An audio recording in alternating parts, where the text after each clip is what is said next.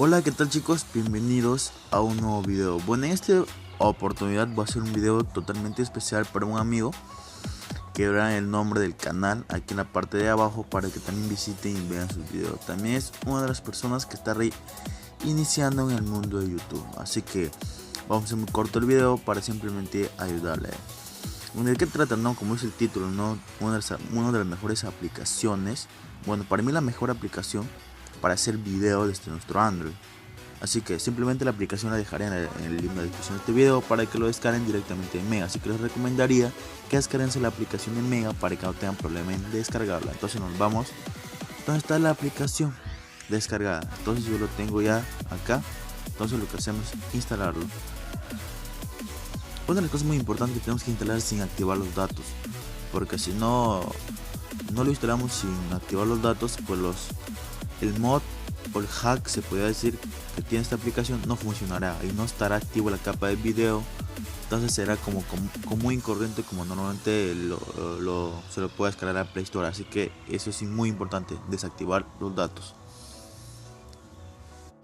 Luego de instalarse tenemos que abrirlo. Ahora proseguiremos a ver cómo es que funciona hacia atrás para demostrar que sí tiene capa de video.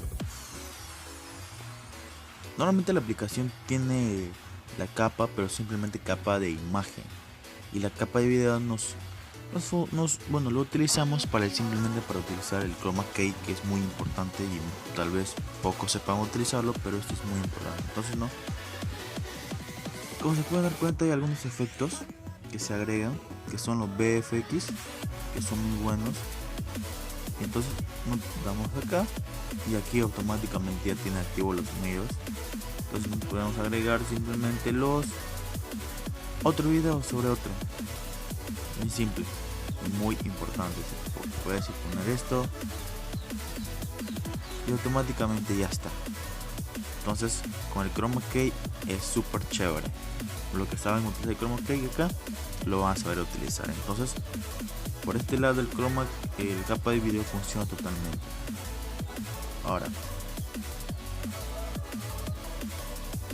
Ahora, ¿y cómo es para guardar, no? Entonces vamos acá y se puede dar cuenta que ya está disponible todo. Y lo más importante, no tiene marca de agua.